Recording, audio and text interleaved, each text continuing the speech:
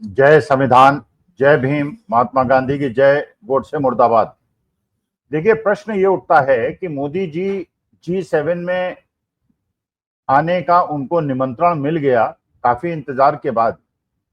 और उन्होंने ये स्वीकार भी कर लिया कि वो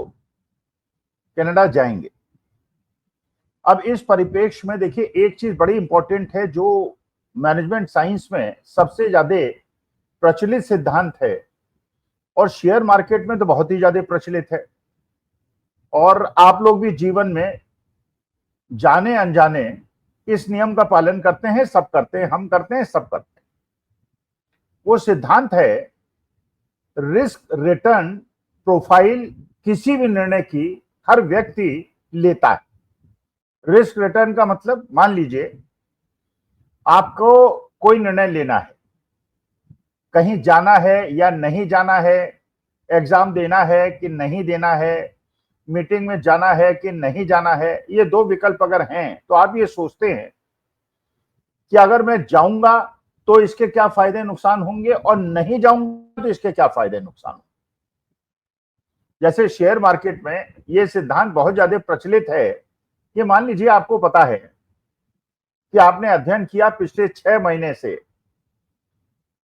मार्केट जो है एक रेंज में घूम रहा है, मान लीजिए 20,000 से 25,000 की रेंज में घूम रहा है, 20,000 से नीचे नहीं जाता और 25,000 के ऊपर नहीं जाता, मान लीजिए, उदाहरण ले रहा हूं। तो ये अच्छे जो खिलाड़ी होते हैं शेयर मार्केट के, वो करते क्या हैं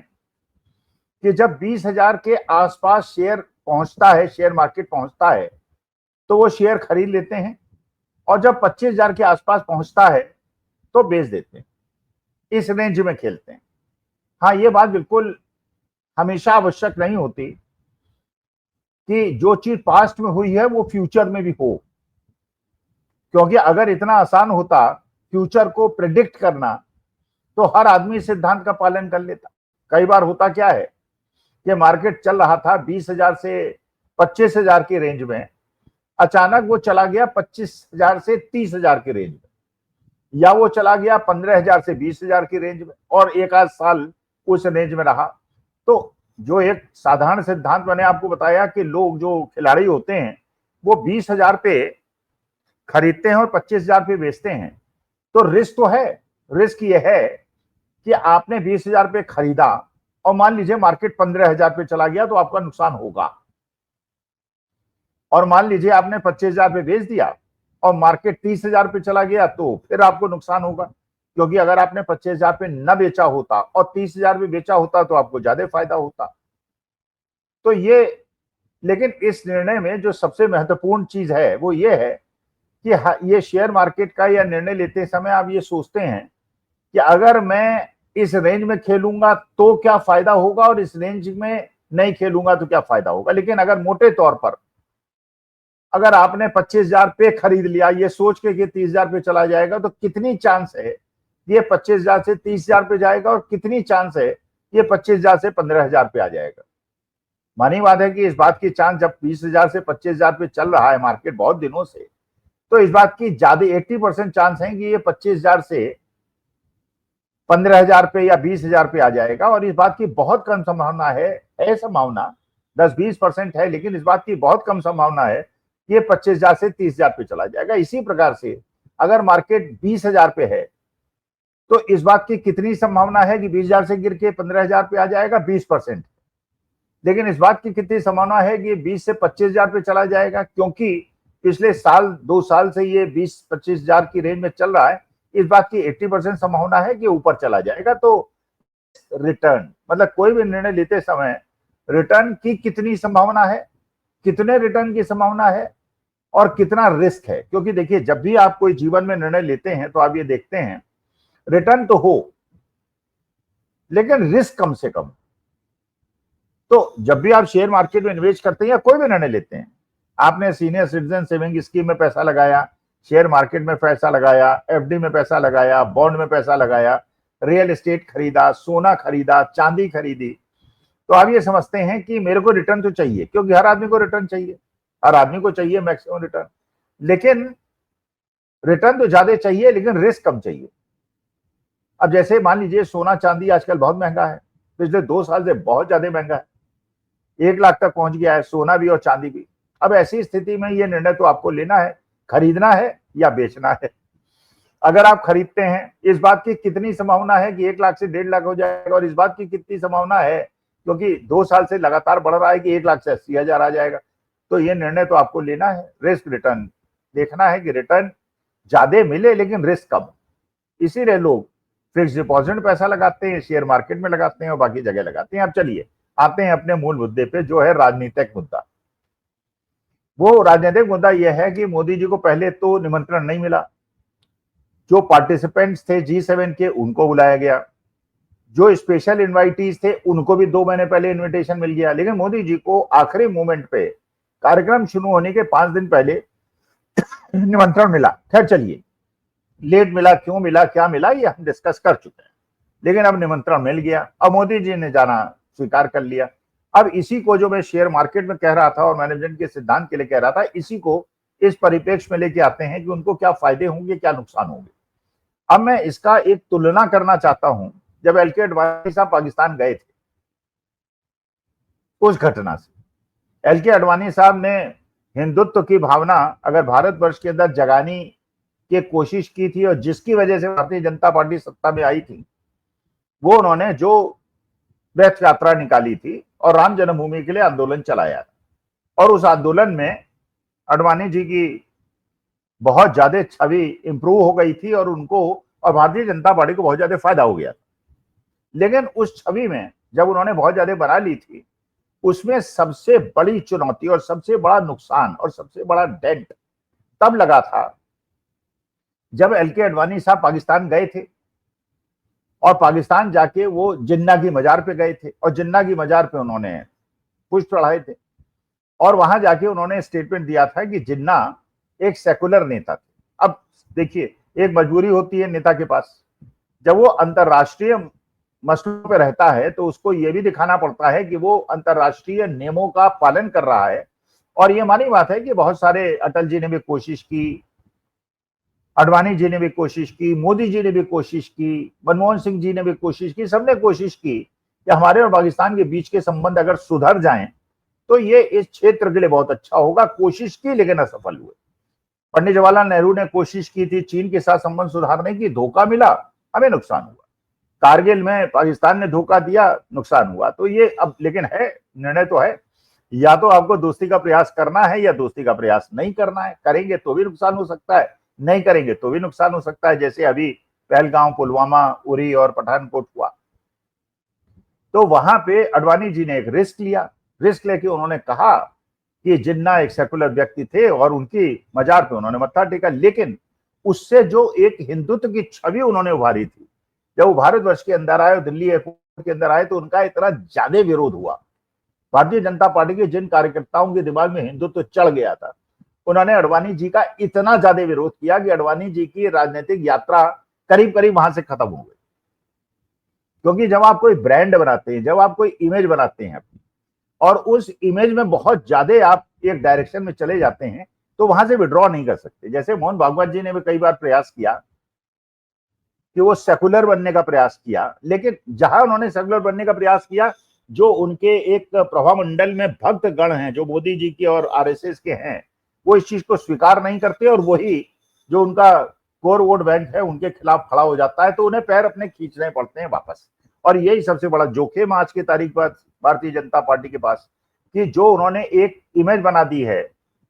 उस इमेज में अगर राष्ट्र हित में वो थोड़ा भी संशोधन करने का प्रयास करें तो उनके भक्ति उनको जीने नहीं देंगे। अब मुश्किल क्या है, G7 में मोदी जी जा रहे हैं, रिस्क रिटर्न के हिसाब से देखिए उनको रिटर्न में क्या मिलेगा और रिस्क क्या है। देखिए, रिटर्न में तो एक चीज जो मिल गई अभी भारतीय जनता पार्टी को और मोदी जी को सबसे बड़ी, वो ये कि पिछले 15 दिन से जो यूट्यूब चैनल्स में, सोशल मीडिया के अंदर सबसे बड़ा चर्चा का विषय था कि मोदी जी को इनवाइट क्यों नहीं किया जा रहा है। क्योंकि आप जानते हैं कनाडा के साथ हमारे संबंध जो है बहुत अच्छे नहीं है, जबकि बहुत अच्छे हुआ करते थे, लेकिन इधर बहुत अच्छे नहीं है। और अच्छे क्यों नहीं है, वो निर्झर हत्याकांड जो हुआ था, जो एक कैनेडियन सिटीजन था, उसकी हत्या हुई थी। और कनाडा का ये कहना था, जो पहले ट्रूडो पहले के राष्ट्रपति थे, उनका ये कहना था उसमें भारत का हाथ था, और उन्होंने अपना एक उसमें पकड़ा स्टैंड ले लिया था, और उसकी वजह से भारत से संबंध उनके खराब हो गए थे। जबकि वास्तविकता यह है, कनाडा से तो हमारे देश के अंदर बहुत कम लोग पढ़ने या नौकरी करने आते हैं, लेकिन भारत का एक बहुत बड़ी जनसंख्या कनाडा जाती है, वहां बसती है, रहती है, जाना चाहती है, पढ़ती है, सब कुछ करती है। तो लेकिन अगर तनावपूर्ण संबंध होंगे तो समस्या तो होगी। लेकिन उसका मुख्य कारण जो था वो निर्जरता, क्योंकि अमेरिका से भी हमारे तनाव का जो मुख्य कारण है, वो जो पन्नू वहां पे एक आतंकवादी है, वहां भी एक अटैक उसके ऊपर हुआ था, सिख आतंकवादी जिसको कहते हैं, निर्जर को और पन्नू को। तो अमेरिकन गवर्नमेंट का भी ये चार्ज है कि उसमें भारत का हाथ था। अब सवाल यह है कि वहां जाएंगे मोदी जी, तो रिटर्न में तो उनको ये मिल गया, भारतीय जनता पार्टी को नैरेटिव तो मिल गया कुछ दिन के लिए। जब तक वो वहां जाएंगे, रहेंगे, वापस नहीं आ जाएंगे, और क्या सफलता की क्या चांस है, वहां पे क्या होगा। अगर तो एक गेन तो हो गया, एक रिटर्न तो हो गया कि उनको इनविटेशन मिल गया, तो भक्त लोग जो बैकड्रॉप में थे और बैकफुट पे थे और इस चीज का जवाब नहीं दे पा रहे थे मोदी जी को, क्यों नहीं इनविटेशन, तो वो अब इनविटेशन मिलने की वजह से थोड़ा तो अपनी मुस्कान दिखा सकते हैं। लेकिन ये मुस्कान कब तक रहेगी, और ये उनको क्यों बुलाया गया है, क्या ये कोई ट्रैप है या ये कोई सामान्य स्थिति है। क्योंकि वहां वो जाएंगे जहां अमेरिका भी होगा, कनाडा भी होगा, जहां डोनाल्ड ट्रंप भी होंगे और विदेश के बड़े बड़े लोग होंगे, ब्रिक्स कंट्रीज के ब्राजील भी होगा, बाकी देश भी होंगे। और वहां पे आज की तारीख में जो सबसे बड़ा मुद्दे जो वहां पे छाए रहने की संभावना है, नंबर एक, डोनाल्ड ट्रंप की भी इज्जत फंसी हुई है और मोदी जी की भी इज्जत फंसी हुई है। क्योंकि डोनाल्ड ट्रंप बारे बार ये कह चुके हैं कि जो भारत और पाकिस्तान के बीच का सीजफायर हुआ है, ये अमेरिका ने कराया, ये डोनाल्ड ट्रंप ने कराया, और रूस भी इसमें सहमति दे चुका है। और करीब करीब सारा विश्व मानता है कि डोनाल्ड ट्रंप का कुछ ना कुछ रोल तो है। क्योंकि अगर डोनाल्ड ट्रंप का रोल ना होता, तो मोदी जी अगर एक बार आगे स्टेटमेंट दे देते कि इसमें डोनाल्ड ट्रंप का हाथ नहीं है, और मोदी जी ने खुद नहीं कहा, हाँ ये बात दूसरी है कि डीजीएमओ ने कह दिया, विदेश सचिव ने कह दिया, लेकिन मोदी जी ने नहीं कहा। अब वहां जाके अगर मोदी जी प्रत्यक्ष होंगे और डोनाल्ड ट्रंप ने ट्रैप करके या प्रेस कॉन्फ्रेंस में या किसी दूसरे देश के प्रतिनिधि से यह कहलवा दिया कि भाई डोनाल्ड ट्रंप साहब कह रहे हैं कि उन्होंने समझौता कराया, और मोदी जी आपके देश के डीजीएमओ कह रहे हैं कि इसमें अमेरिका का कोई हाथ नहीं है, बाहरी हस्तक्षेप नहीं है, तो सच्चाई क्या है। तो मोदी जी अगर जवाब नहीं देंगे तो भी बड़ी मुश्किल होगी, और जवाब देंगे तो भी बड़ी मुश्किल हो जाएगी। तो मुझे ये लगता है कि मोदी जी वहां चले तो गए हैं, लेकिन वहां जाकर जब तक लौट के आएंगे, मैं तो भगवान से प्रार्थना करता हूं कि ऐसी कोई घटना न घटे और हमारे देश की छवि को कोई नुकसान ना हो। लेकिन मुझे जो लगता है और जिस प्रकार से जाल बुला जा रहा है, क्योंकि अमेरिका के अंदर अगर ये कल प्रूव हो गया कि डोनाल्ड ट्रंप का इस युद्ध विराम से कोई रोल नहीं था, तो डोनाल्ड ट्रंप के लिए तो जवाब देना मुश्किल हो जाएगा। तो उन्होंने बोला है, क्यों बोला है,